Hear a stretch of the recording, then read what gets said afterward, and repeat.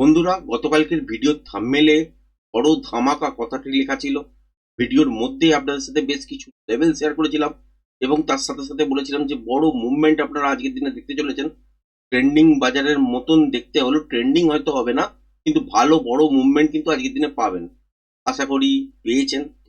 আর আজকের চার্টটা hourly chart দিয়ে শুরু করছি এই জন্যেই যে আওয়ারলি টাইম ফ্রেম অনুযায়ী প্যাটার্ন তৈরি করেছিল বাজারে, যেটা শনিবার থেকেই আপনাদের সাথে শেয়ার করছিলাম যে এই সিচুয়েশন গুলো হতে পারে। গতকালকের ভিডিওতেও বেশ কিছু লেভেল শেয়ার করেছিলাম। তার মধ্যে একটা লেভেল ছিল হচ্ছে 25,520। যেহেতু 25,520 গতকালকের মার্কেট কিন্তু ব্রেক করে উপরের দিকের জন্য বাউন্স করেছিল, কিন্তু আপনাদের সাথে শেয়ার করেছিলাম যে আলটিমেট এখানে টিকবে না, তলার দিকের জন্য আসতেই পারে। সেখানে সাপোর্ট কোথায় পেতে পারে? এই 25,417-16 এই জায়গাটার কাছাকাছি পর্যন্ত। ম্যাক্স টু ম্যাক্স এখান থেকে যদি ঘুরতে হয় তাহলে এই সব জায়গা থেকেই ঘুরবে। আদারওয়াইজ কি হবে, যে এই লেভেলটা ব্রেক করলে তলার দিকের জন্য পড়তে থাকবে এবং সেইটা কিন্তু কন্টিনিউশন হিসাবে আপনারা 25,050 থেকে 24,950 এই জোনটার মধ্যে কিন্তু টার্গেট দেখবেন। এখনো কিন্তু টার্গেট বাকি আছে, বাদ বাকি পড়াটা হয়তো কালকের দিনে দেখবেন। সেটা গ্যাপ ডাউনের সঙ্গে যদি বড় সড়ো হয়ে গেল তাহলে হয়তো এখান থেকে রেঞ্জ বাউন্ড বাজার বা ট্রিকি নয়েজ সৃষ্টি হতে পারে, বা এইসব জায়গা থেকে আবার আস্তে আস্তে করে আপসাইডের দিকের জন্য মুভমেন্ট দেখতে পারে। টেকনিক্যালি পার্টের মধ্যে যদি দেখেন যে কালকের দিনে যদি দেখেন একটা বড় মুভমেন্ট হয়েছে, তার এগেনস্টে একটা ছোটখাটো বাউন্স বা ছোটখাটো গ্যাপ আপ নিয়ে খুলতেই পারে। তারপর তলার দিকের জন্য বারবার চেষ্টা হয়তো করতে পারে। তারপর দেখতে পারেন যে উপরের দিকের জন্য হয়তো বাউন্স করছে, কিন্তু খুব বড় বাউন্স হচ্ছে না, যেখানে ট্রেড হয়তো বেরোচ্ছে না। আবার তলার দিকের জন্য পড়ছে, সেখানে কি নয়েজ সৃষ্টি হয়ে যাচ্ছে, সেখানেও ট্রেড বেরোচ্ছে না। এরকম সিচুয়েশন কালকের দিনে দেখতে পারেন, মানে ওভারঅল রেঞ্জ বাউন্ড টাইপের দেখতে পারেন। আর আওয়ারলি চার্ট খুলে রাখার উদ্দেশ্য হচ্ছে এটাই যে এখনো কিন্তু বাজার তলার দিকের জন্য পড়বে। কতটা পর্যন্ত পড়বে সেটা তো আপনাদের শেয়ার করেই দিলাম। 25,050 থেকে 24,950 এই জোনটার মধ্যে কিন্তু একটা টার্গেট চলে আসবে। ব্যাংক নিফটির ক্ষেত্রে আপনাদের সাথে শেয়ার করেছিলাম যে ওপর থেকে তলার দিকের জন্যই মুভ হচ্ছে, আর এই মুভটা কিন্তু তলার দিকে, এইটা হচ্ছে ফার্স্ট টার্গেট, যেটা মোটামুটি আজকের দিনে দেখতে পেয়েছেন মিট করে দিয়েছে।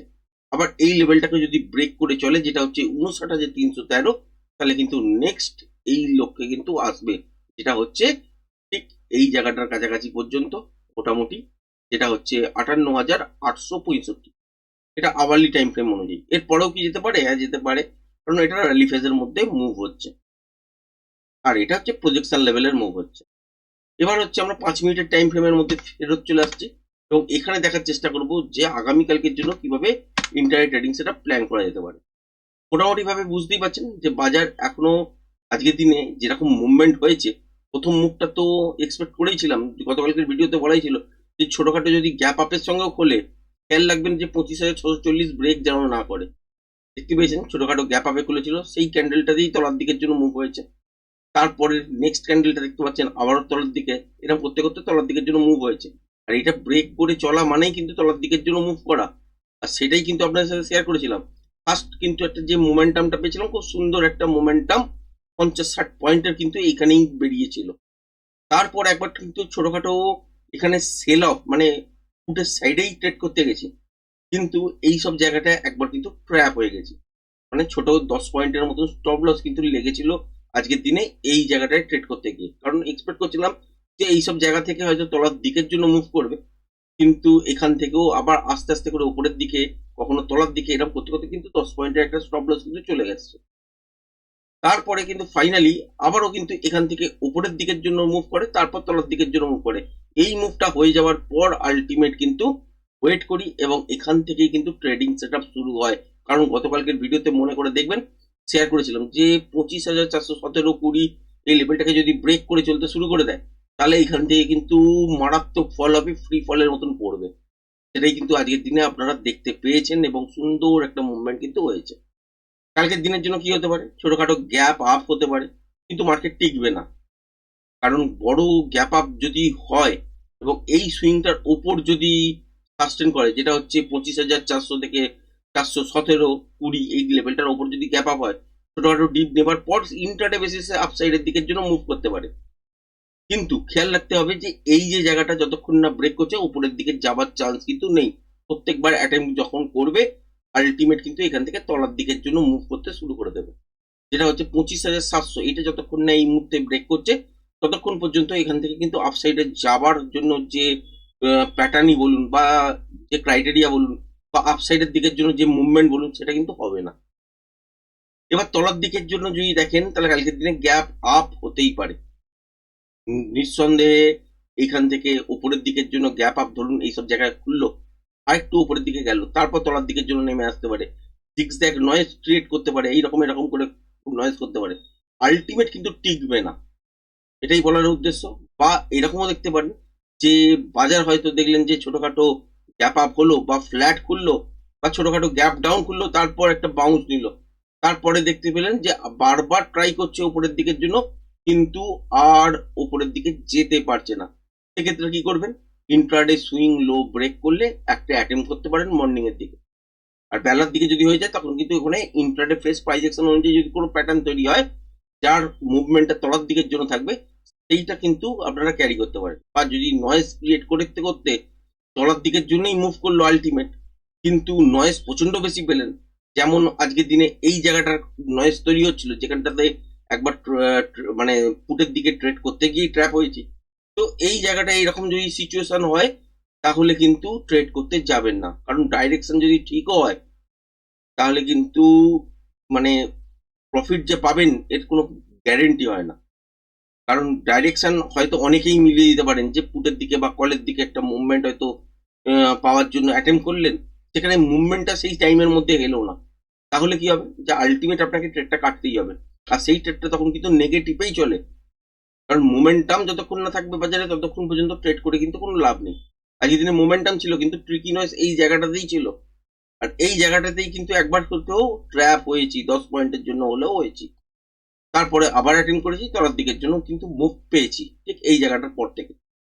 তো এইগুলো দেখে কিন্তু কাজ করতে হয়, এগুলো হচ্ছে টেকনিক্যাল, শেখার ফলে আপনার এক্সপিরিয়েন্স আসবে, আর এক্সপিরিয়েন্স যখন আসবে সেইগুলোকে নিয়ে আপনি যত বেশি কাজ করবেন বা যত বেশি চার্ট দেখবেন সেখানে তত আপনার এটা অ্যাকুরেট হবে, সেই অনুযায়ী মুভমেন্টগুলোকে আপনি প্রেডিক্ট করতে পারবেন, সেরকম ভাবে ট্রেড করতে পারবেন।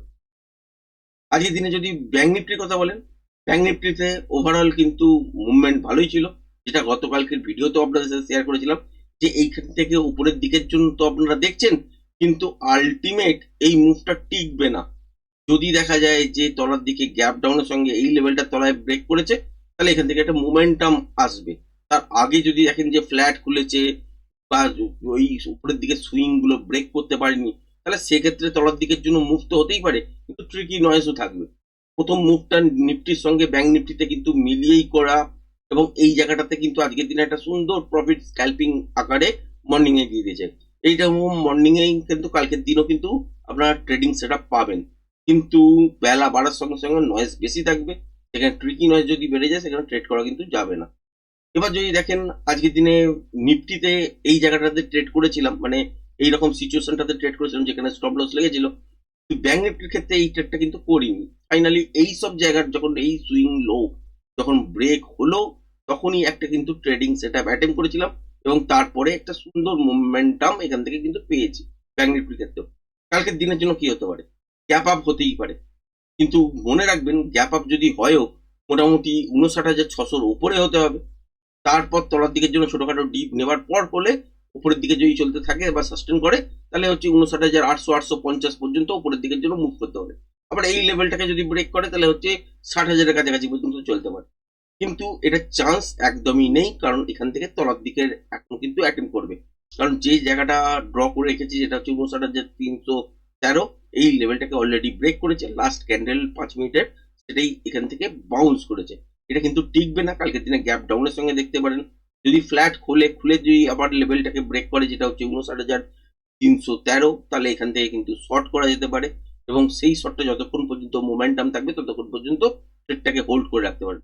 এখানে আরো বেশ কিছু সিচুয়েশন আছে, যদি দেখলেন যে গ্যাপ আপে ওপেন হয়ে গেল, উপরের দিকে দেখলেন যে হাই করার পরও আর কিন্তু উপরের দিকের জন্য যেতে পারছে না, তাহলে ইন্টারডে সুইং লো ব্রেক করলে এখান থেকে স্ক্যাল্পিং মুভ, আর এই সুইংটা যেটা হচ্ছে 59,313 এটাকে ব্রেক করলে তাহলে এখান থেকে কিন্তু আপনারা তলার দিকের জন্য মুভমেন্ট দেখবেন, এবং সেই মুভমেন্টটা কতটা পর্যন্ত দেখবেন সেটাও কিন্তু শেয়ার করে দেওয়া আছে, যেটা হচ্ছে 58,864 60 এই জায়গাটার কাছাকাছি পর্যন্ত তলার দিকের জন্য নেমে আসতে পারে।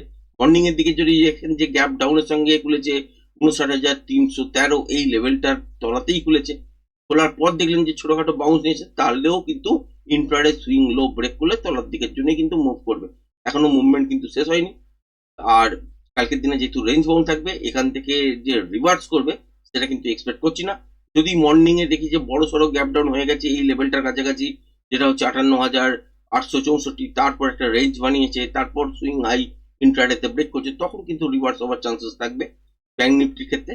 আর নিফটির ক্ষেত্রে যদি দেখেন যে বড় সড়ো যদি গ্যাপ ডাউন হয়ে যায় এই জোনটার মধ্যে, এবং তারপর যদি দেখা যায় যে একটা রেঞ্জ তৈরি করেছে, তখন যদি ইন্ট্রাডে সুইং হাই ব্রেক করে তখন রিভার্স হবার চান্স থাকবে। তার আগে কিন্তু তলার দিকের জন্য বাজার কিন্তু আবারও দেখবেন।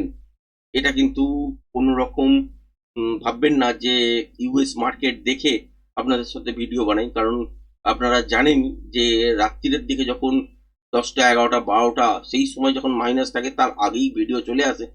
সুতরাং এইটা পিওর টেকনিক্যাল ওয়াইজ আলোচনা হয় আপনাদের সাথে।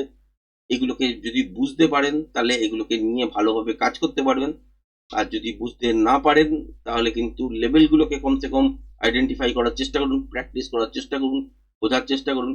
আর টেকনিক্যাল যদি শিখতে চান তাহলে অবশ্যই যোগাযোগ করতে পারেন। নিচে ডেসক্রিপশন বক্সের মধ্যে লিঙ্ক দিয়ে দেওয়া আছে এবং আপনাদের কন্ট্যাক্ট নাম্বার স্ক্রিনের মধ্যে কিন্তু শো করছে।